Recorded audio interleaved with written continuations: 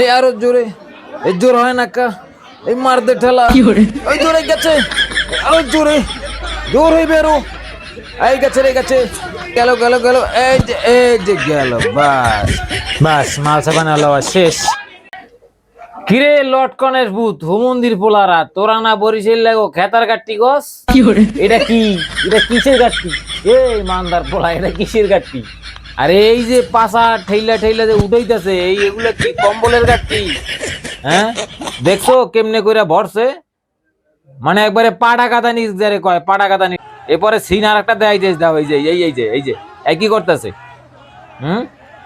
দেখছো এই কি করতেছে, পারফরমেন্সটা একবার দেখছো? আর বরিশালেরা ঈদের সময় একটু ভিড় পড়লি তোমরা কই দাও খেতার গাট্টি, খেতার গাট্টি।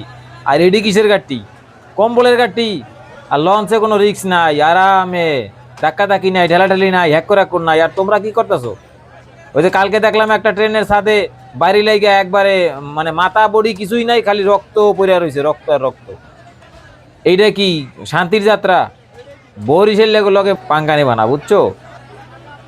বরিশালেরা আর আমি বাড়িতে যাই আহে, ঢাকা শহর যারা আহে, ওই খেতার গাট্টি নিয়ে গেলে ওটা নিজের পার্সোনাল জিনিস, বুঝছো? পার্সোনাল জিনিস নিয়ে আহে, ওই গাড়ি পথের লঞ্চের জিনিস তারা ব্যবহার করে না, এই জন্য তারা স্পেশাল করে নিজেরা নিয়ে আহে, নিজেদের খেতা, নিজের কম্বল বালিশ বাড়ার থেকে নিয়ে আহে, যেটা নিজে ব্যবহার করছে তারা স্পেশাল, বুঝতে পারছো? বরিশালে খেতার গাট্টি করার আগে এরপর থেকে মুখ সামলাইয়ে কথা কবি কইলাম।